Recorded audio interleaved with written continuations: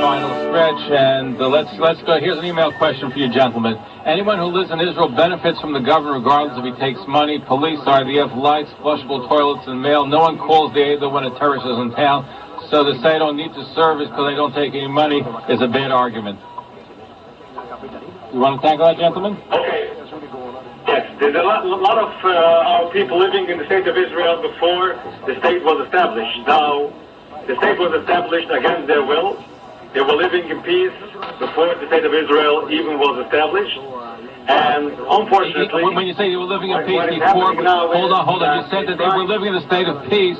You mean there was no killing of Jews by Arabs before 1948? There was no pogrom in 1929 in Hebron or anything like that? There was pogrom, but only after instigation of the Zionist people in Israel. No, they were not killing Jews. Okay, go ahead. In the mid-1800s, Zionism started, not 1948. The 1930s, the Haganah already existed, the Balfour Declaration in 1917. I suggest you read a book called Jerusalem 1913 by a woman, Amy Doxer Marcus. She won a Pulitzer Prize for it. It describes that the year where the Arabs... Okay, go ahead. Okay, hello? Hello? Yes? Yeah, go ahead. Okay, so... Okay, the question is answered. Right. The Ger Rebbe went to Eretz Yisrael, and he said that it's a wonderful place for Jews, and the Arabs are a peaceful people. The Arabs are terrible terrorists now. They're animals. No question about it. But the antagonizing that the Zionists did, again, read Amy Doxer Marcus. Yeah, by the way, may I suggest you read Eim Haban and Samecha Baroi Tachtel, and we're going to do... I read Eim Haban and Samecha backwards and forwards. Wonderful sefer, wonderful book. It has nothing to do with what I'm saying. What does that have to do with anything? It has to do with it negates your anti-Zionism. That's what it has to do with. No, it doesn't. Yes, it absolutely does. Absolutely does. Zev, did you ever read it? What does it say in the first chapter, Zev? The name Haban and Samecha. I read the book. What's the first chapter about? I don't have the book in front of me. I can go get it. So I don't have it in front of me right now. Do you know anything about it? You're just mentioning... So let me tell you something. Nowhere in Eim Haban and Samecha does it mention anything about creating a state of Israel. He talks about it. Yeah. I know I'm a Sakna, you said, but Lubavitch Rebbe, which is quoted in one of the editions in the Hakdama Eim Haban and Samecha, says Rabbi Tachtel was far from being a Zionist. He discusses a completely different topic, about the settlements, the colonies. It's a different issue, not a state. Well, he died before the state actually came on, but he gave a basis for the state. And he was vilified for that. He was vilified for that, too, by the way. He argue for a state. He argues why the non-religious can build a state and why even today. Yes, he does. Come on. He talks about how how the Mashiach can come from non-religious people, from people that are considered something. He goes through a whole thing. Zev, he doesn't talk about a state. He talks about... He doesn't know, but he talks about the building. They talk about the building of Eretz Yisrael, and when he died, the state was not formed. So he was talking about the fact that non-religious people, including the anti-religious, could be the harbinger to bring Mashiach to come. That's what he writes in his book. That's fine. Zev. I understand what he says. But, number one, doesn't discuss having a state, having a harbinger, anti-religious. It's a different issue altogether. If you're saying that I'm a Satmar, at least know what they hold. At least know what. I am familiar with what the position is. Now, what I want to do now, let's take a couple of phone calls. We're almost near the end of the program. A lot of people waiting to speak to you. So let's go to Moshe in the... And I don't mind doing another show about the anti-Zionism. There is even a Rebbe who is called the Rebbe Yamav Shemo because he himself changed from being anti-Zionist to Zionist. We'll cover that in a future broadcast. Let's go to Moshe in Borough Park. You have a question for our guest. Moshe, if you're not there, then we're going to go to Muncie, New York. Okay, Muncie, New York. You have I believe it's Mordechai in Muncie. You have a question for our guest. Go ahead, Muncie. Hello, I was to point that the beginning, Reb Aaron, Rebbe of Merle, wanted Makil Kotler to Shiva of VMG. He wanted him to attend. And they spoke, and Reb Aaron said clearly that he wants that when he agreed to come to the test at the beginning. I can't prove it, but the artists from outlaw source, and he clearly said Aaron Teitelbaum that this is going to be an anti-Zionist rally, and we're going to say clearly that we're not only against the draft, we are against the whole thing. And the summit head of the Euro said it very clearly a lot of times. He opposed a lot of times protests that are not direct against the state of Israel. He opposed such protests because it's, according to him, yes, it's a Chil Hashem if you don't say that you're against the state of Israel. Can I respond to that? Go right ahead, yeah. I'm not familiar with the conversation between the Reb Aaron and Reb Malkiel. That happened before Pesach, a few months ago. I understand. I can't talk to that because I don't know, but I will tell you the Divrei Yoel's position on this. Yes, it's true that he says that you need to mention at these rallies that nobody should think that because you're protesting the event, be it the pool in Jerusalem, be it the drafting of women, be it now the drafting of men, you cannot give the impression that you're for the state of Israel and that you're only against the Gzeiros, because that would indeed be a Chil Hashem. And what we need to do is we need to tell the world, he says, Divrei Yoel Pashas Nosoi, if you'd like to look it up, we need to tell the world that the state of Israel is a totally secular state and doesn't represent the Jewish people, because we Jews are blamed in the eyes of the world for the acts of the state of Israel. He wants us to distance ourselves from that and to tell the world, you know what, we don't want credit for what Israel does and we don't want blame for what they do. They don't represent us. It's in Divrei Yoel Pashas Nosoi and in the Igrois Maharit in the back. There's a transcript about the between while he was organizing the protest in 1958. But he also never made a protest unless there was an event to tie it to. Be it the pool in Jerusalem, or be it the drafting of women, or whatever it is. They never had, Satmar Rebbe never made randomly an anti-Israel rally. Of course he was anti-Israel. Fine, wonderful. I agree with him. But the point of the protest was, he said, yeah, you need to make sure that people understand that it's not merely the event that you're against. However, the protest itself definitely is tied to a specific event. Tomorrow, by this protest, you're supposed to say that you're anti-Israel? You're supposed to, some speakers, somebody need to say, I'm anti-Israel. I'm sure somebody will say. Let me respond. This is Shmuel. Go ahead, a couple of weeks ago, there was a protest in Israel called by the creators, and not a single word was said that they are against the existence of the state of Israel. Now, the Eidach are the leading rabbis of the Satmar Shitta, and they understand as much or more than Moshe from Monsi what to say at a protest or not. Not a single word was said about the state of Israel. They were just... I tried to disagree with certain things in the video also, okay, in the earlier years. No, but that's no. No. The Eidach writers, the disagree with something. The Eidach writers.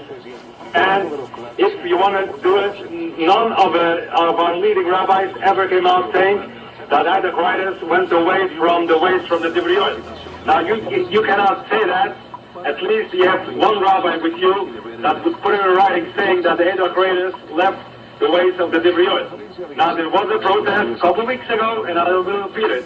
Not a single word was said against the state of Israel. And not a single word was said against the religious party in the Knesset Aminu. Simple, it was... So let me get clarification. Shmuel and Rabbi Shapiro. Let me get clarification. So tomorrow's rally, which is today's rally, is there going to be an anti-Israel speech made as well? Is that part of what's going to happen today? No, it's not part of the agenda. If somebody mentioned something, I don't know. I have no idea. But it is not on the agenda.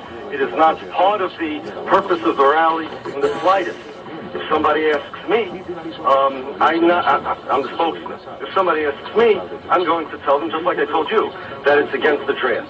If somebody asks, subsequent to that, one of the newscasters or something or whoever, well, are you people against Israel? Do you believe the state of Israel is trying to shmad them, and so on and so forth? I will answer truthfully that yes, we are. But this rally, as you heard from that kid from Lakewood that called, anybody that's against the draft has equal purpose and equal reason to be there. Here's an email question. Please don't allow the Stafford side to stipulate to you that they don't take money from the state of Israel. They absolutely do. What they're not taking is funding for the yeshivas. Individuals and families are taking money just like everyone else. So they shouldn't act as if they're not taking any money. And if they don't want to participate in the draft, they should not be given that money. That's what Yankee writes. Okay, Yankee's entitled to his opinion. If somebody takes privately money, you cannot prove it. But if the yeshivas are loudly rejecting money, it's a Kiddush Hashem, and this is the way Rabbi Divrei Yoel teaches us, and this is the way the Baruch Moshe teaches us, and this is the way the present Rabbi Rabban Shlita teaches us, and we're going to stick to it. There are two reasons not to take money from Israel, according to the Divrei Yoel. Number one, there's a mystical thing about a person's character, a person's essence is tied to his money. But number two, much simpler, that we don't want to be bound to them. Very simple. We don't want to be bound to them. We want to be independent. We don't want them to control us. We don't want them to have any control over us. Here's an email question. Basically, are you saying that this is a rally against Nachal Haredi that Rosh Steinman endorses? Please let him answer clearly. The answer is it's a rally against the draft. Period. The draft, not anything else. The draft. So the answer is no. It's against the draft. Let's go to another phone call. Let's go to Yankee, I believe, in Brooklyn. You've been waiting very patiently. Your question, we're almost running out of time. Your question for our guest. You're on the air. Okay, if you're not there with your question, let's move on to the next caller. Your quick question or comment for our guest. Go ahead, please. Yes, your question. Go ahead, please. Williamsburg, go ahead. If you don't have a question, we're going to go to the next one. 30 seconds. You're on the air? Okay, let's go to the next caller. Okay. You're on the air with a question for our guest. Go ahead, please. Okay. Let's go to our next caller. Your question for our guest. Go ahead, please. Yes, you're on the... Yes, go ahead. Yankee, go ahead. Yeah, hi. I'm calling from Brooklyn. Zev. Yes, your question. Your question. Go ahead, please. Zev. Okay, hi. Good to luck, everybody. Good luck. I just, Zev, I'm not South, I'm not anti-Zionism. I've been to Israel this year alone 3 times. I, by the way, spoke with you at the Agida convention, and I really don't hate the state, and I go a lot. Leah from Baruch just poured out my words. You're so naive, you're so one-track mind, you're busy with Satmar all the time. The whole thing over here is not against Satmar, it's not against Israel, and it's not against anybody. It's against the draft. Against the American government will do it. We'll do a protest against the American government as well. Don't mean here the Israeli government. You mean here the draft. If you want to go to the Nachal Haredi, go in and do whatever you want. You cannot take a buck out of yeshiva and tell him to go to the army. But by the way, first of all, what I said earlier is that this draft has not been finalized. It's still negotiating. They're talking about not at 18, at 21 or 22. They're talking about an option of a draft or public service. So it's not fairly characterized as being a draft. There's still a lot of issues to be worked out. But it doesn't matter. I'm busy the whole time with something. Shake hands, tolerate. One at a time, please. Rabbi Shapiro. You wanted to say something, Rabbi Shapiro. The details are 21, 18, 16, or 22. We're not going to tolerate a draft of yeshiva guys, period. It doesn't matter. And again, I'll repeat, it's much easier to stop something before it's implemented than afterwards. And by the way, the Shas position is, when I spoke with them, is that they're willing to tolerate a certain number to be talked about. Now they talk about 1,800, they're talking about a different number. That's what a compromise was, where a certain amount would be and the rest wouldn't be. What number it is. If you don't want to go to the army, there's no such thing as taking you without your will. There's no such thing. And that's what a draft is about, even in this country. We used to have a draft, too. In Poland, should it be in Hungary, should it be the Second World War, the First World War. So it's always a problem to take him to the military. I'm a Belgian Bacher myself. I have cousins over there. They're afraid to be drafted. There's no such thing taken without your will. I don't get it. All right, we appreciate your phone call. Thank you so much. We're only room for one or two more phone calls, so a quick question or comment. Go ahead, please. Quick question or comment. Hold on. Okay, if you're not there, well, let's quick question or comment. Go ahead, please. Your turn. Hello? Okay. And we'll take, let's take one more phone call. Okay, you're on the air. Quick question or comment. You're on the air. Yes, Husky from Queens. Go ahead, Husky and Queens. I guess sort of reiterating away, but I was trying to understand, even though it could be that the people behind their Satmar, but if in this particular situation, they keep repeating again and again that they have an interest in Haredi Bochum not being drafted, so that's something that clearly does not specifically apply only to Satmar. So why do you keep repeating the idea of being anti-Israel? Forget about their personal opinion, but that's the purpose of the specific rally is clearly for something which is not anti-Israel, but anti-specific thing that they're trying to do.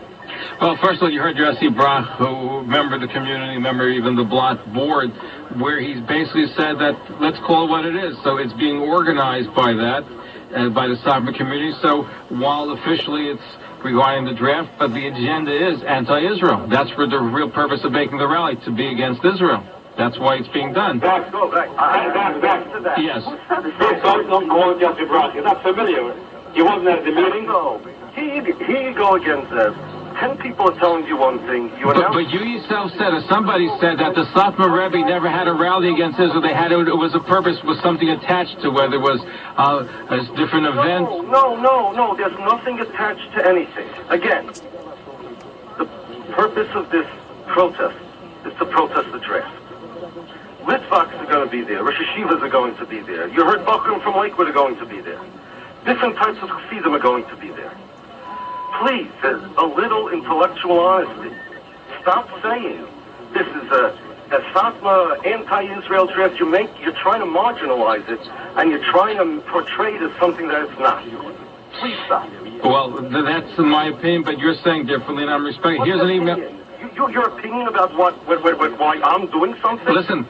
You know what's going on? Hold on, but I read to you earlier in the program it's settled that's being given out by the Satmar Yeshiva about attending to the rally, which shows what the agenda is. I read it to you earlier in the broadcast. I explained that Tusa is going to slap the Zionists in the face, loosely translated, which is true.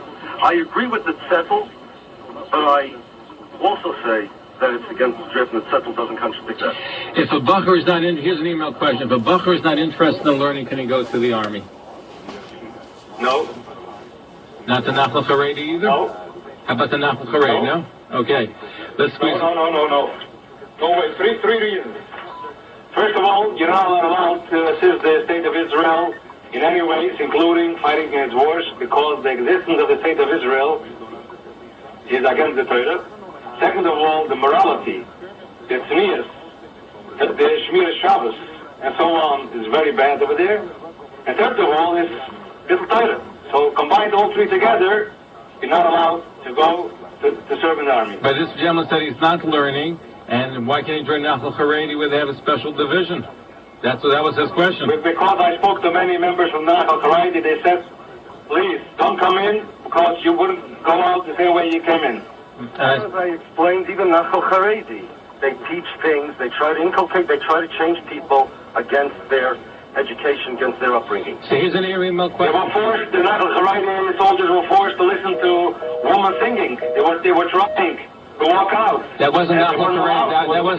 That wasn't Nachal Haredi. That was Hesder, by the way. That had the problem. But the difference. Hesder wants to be for 2 minutes from, and not to listen to the woman. Well, Hesder Yeshiva is not 2 minutes from. They're from all the time. They're 24/7 from. I think. So if they're from all the time and they want to leave the place where a woman is singing, why weren't they allowed?